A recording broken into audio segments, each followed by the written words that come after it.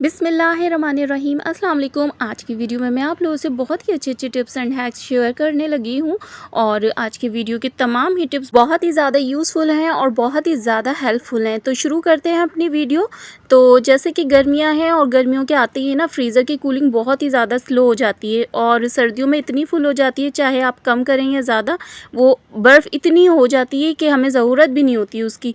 लेकिन गर्मियों में इसका उलट हो जाता है कि हमें ज़रूरत होती है बर्फ़ की और बर्फ़ जम नहीं पाता है ना। तो आपसे मैं ये शेयर करने लगी हूँ कि इस तरीके की बाल्टियाँ और ये प्लास्टिक के कंटेनर वगैरह बिल्कुल छोड़ दें। स्पेशली समर्स में तो हमें ज़रूरत होती है जल्दी जल्दी बर्फ़ जमे और हम ठंडा ठंडा पानी पिएँ। तो इस तरह से तो भाई बहुत ही ज़्यादा टाइम लग जाता है। करना ये है कि आप लोगों ने इस तरह के सिल्वर स्टील के प्याले या बाउल या पतीले जो भी हो ना आपके घर में, तो वो यूज़ किया करें। उससे बहुत ही ज़्यादा जल्दी 4-5 घंटे में इंशाल्लाह आपकी बर्फ़ जम जाती है। और यहाँ पर मैं एक और टिप्स दे देती हूँ कि आपने फैले हुए बर्तन फ्रीज़र में रखने हैं ताकि जल्दी बर्फ़ जमे ना।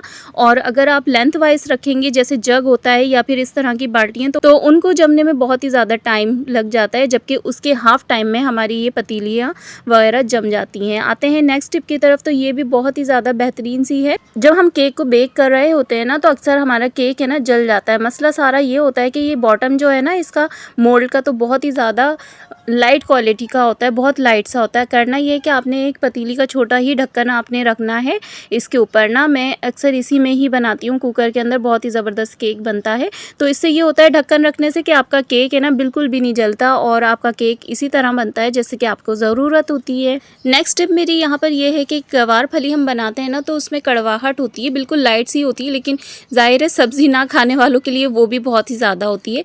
तो करना ये है कि हल्का सा बॉयल करके आपने एक पानी से बस इसको निकाल देना है 5-6 मिनट के लिए और फिर देखेंगे ना आप किसी भी तरीके से बनाएंगे इंशाल्लाह कड़वाहट बिल्कुल नहीं होगी इसके अंदर। नेक्स्ट टिप ये है, मनी सेविंग टिप्स है ये मेरी, कि टमाटर वगैरह आजकल बहुत ही ज़्यादा महंगे हुए हुए हैं ना यहाँ पर।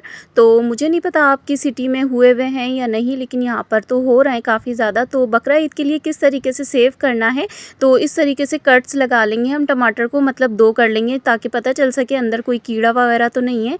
इस तरीके से हल्का सा बॉयल करना है, ज़्यादा बहुत ज़्यादा नहीं बॉयल करना, सिर्फ आपने 10-15 मिनट इसको बॉयल करना है ताकि ये सॉफ्ट हो जाएं। और इसको अच्छी तरीके से आपने ब्लेंडर में डालकर और इसको अच्छा सा ब्लेंड करना है। और अब इसको स्ट्रेन करके आप पाउचेस बनाकर इसके रख सकते हैं। अच्छा, ये बिरयानी में, पुलाव में और इसके अलावा कढ़ाई वगैरह में, हर किसी रेसिपी में आप इजीली इसको यूज़ कर सकते हैं। बिल्कुल भी सीड वगैरह भी नहीं आएंगे इसके मुंह के अंदर। और जैसे कि हम टमाटर को उठाकर ऐसे ही फ्रीज़र में फ्रीज़ कर देते हैं, लेकिन एक मसला होता है ना उसका ये कि वो जब लाइट वगैरह गई हुई होती है ना, तो वो बिल्कुल श्रिंक हो जाते हैं और उसका पानी वगैरह बिल्कुल निकल जाता है और बिल्कुल फोम की तरह बिल्कुल बुझ जाते हैं ना, तो बेकार हो जाते हैं। मतलब कहने का ये है। तो इस तरह से पैकेट वगैरह बनाकर रख लें तो ये बिल्कुल भी कहीं नहीं जाते, बिल्कुल 6 महीने के लिए भी आप इजीली इसको फ्रीज़र में फ्रीज़ कर सकते हैं। आते हैं नेक्स्ट टिप की तरफ। तो जैसे कि बकरा ईद के लिए सभी लोग अब फ्रीज़र साफ़ करेंगे ना अपना, तो इस तरह की अगर बर्फ़ वगैरह जमी हुई होगी ना, तो आपने सॉल्ट डालना है। तकरीबन 10 मिनट पहले आपने डालकर इसको छोड़ना है और फिर देखिएगा कितना ज़बरदस्त आपका ये काम करेगा। ये सॉल्ट आपकी आधी मेहनत तो आपकी बिल्कुल ख़त्म कर देगा। मतलब ये कि आपको मेहनत ज़्यादा करनी नहीं पड़ेगी, बस आपने इस तरीके से उठाना है और देखेंगे इस तरह से ये फ्रीज़र आपका सारी की सारी बर्फ़ छोड़ देगा और ख़ुद ही निकल आएगी ना। तो आपने सिर्फ़ और सिर्फ उठाकर आपने सिंक में डालना है इस तरह से। बहुत ही ज़बरदस्त और टाइम सेविंग टिप्स है। और यहाँ पर सालन वगैरह जो भी गिर जाता है ना, तो आप आसानी से इसी तरीके से साफ़ कर लीजिए और बिल्कुल आपका फ्रीज़र जो है बिल्कुल रेडी हो जाएगा बकरा ईद के लिए। तो लाजमी ये टिप को अपनाइएगा और सॉल्ट वाकई में वर्क करता है। मैं आपको कोई भी टिप ऐसी नहीं बताती हूँ जो वर्क ना करे। और आते हैं अपनी मेन टिप की तरफ कि इस तरह से गोश्त वगैरह हमारे घर में बकरा ईद में आ जाता है तो इसको संभालना बहुत ही ज़्यादा मुश्किल हो जाता है।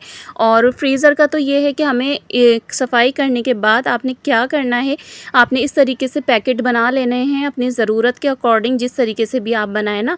और इस तरह से आपने इसके ऊपर सॉल्ट थोड़ा थोड़ा लगाते जाना है, इस तरह से पैकेट इसके ऊपर रखते जाना है। फिर सॉल्ट डालना है। इस तरह से आप लेयर बनाते जाएंगे, जितने आपका स्पेस हो उससे थोड़ा सा 1-2 मतलब शॉपर आपने कम करके ही रखने हैं। और इस तरीके से आप रखेंगे और ये फ्रीज़ बहुत ही ज़बरदस्त हो जाएंगे। आप कितने ही टाइम के लिए इसको फ्रीज़ करना चाहें ईज़िली आप इसको फ्रीज़ कर सकते हैं। इसका सबसे ज़्यादा एक फ़ायदा आपको ये मिलेगा ना कि जैसे आपने यूँ पकड़ के निकाला, जब ये फ्रीज़ हो जाते हैं तो वो आपस में जुड़ जाते हैं ना, तो ये सॉल्ट डालने से आपकी ये प्रॉब्लम दूर हो जाएगी कि आपको घंटों फ्रीज़र खोल के नहीं रखना पड़ेगा कि गोश्त निकालना है, शाम में बनाना है तो आपने सुबह से खोला हुआ है। सबसे आसान टिप और बहुत ही अच्छी वर्क करने वाली टिप है ये। तो आपने ज़रूर इस बार ये टिप जो है आपने अप्लाई करनी है और इसको यूज़ करना है, उससे फ़ायदा उठाना है और आपने इंशाल्लाह मुझे दुआएं ही देनी है। देखिए इस तरह से आपने लगाना है फ्रीज़र के अंदर और जब आप इसको निकालेंगे ना तो ऐसे निकल आएगा जैसे बिल्कुल आसानी से आपके निकल आएगा जैसे आपने अभी रखा है। अभी तो फ़िलहाल ये लूज़ हुए हुए हैं, बिल्कुल सॉफ्ट से हुए हुए हैं क्योंकि मैंने अभी रखे हैं ना। आते हैं नेक्स्ट टिप की तरफ। तो ये भी बहुत ही ज़बरदस्त है और वर्क करती है ये भी कि आपने टेम्परेचर हमेशा 5 पर रखना है गर्मी में। ऐसा नहीं कि गर्मियाँ ज़्यादा हैं तो आपने कूलिंग इसकी बढ़ा दी 7 पे कर दी, तो इस तरह से आपके कंप्रेसर पे असर पड़ता है ना। सर्दियों में और ज़्यादा आप टेम्परेचर इसका कम कर सकते हैं, लेकिन गर्मियों में आपने 5 पर ही रखना है। और पीछे इसकी वॉल है ना उस पर भी बहुत ही अच्छी बर्फ़ वगैरह जमना शुरू हो जाएगी, ऊपर भी कूलिंग बेहतरीन होगी। और मैंने कुछ लोगों को देखा अपने फ्रीज़र या फ्रिज में इस तरह की शीट्स बिछा लेते हैं, तो ये भी अवॉइड करना है। यहाँ पर मैंने आपको रख कर दिखाया है। और जालियों वाले फ्रिज के लिए ये शीट्स यूज़ नहीं होती हैं। हाँ, जिनके गिलास रैक होते हैं ना तो उन पे यूज़ की जाती हैं। तो होपफुली तमाम ही वीडियो आप लोगों को पसंद आई होगी। फिर मिलते हैं नेक्स्ट वीडियो में। अल्लाह हाफिज़।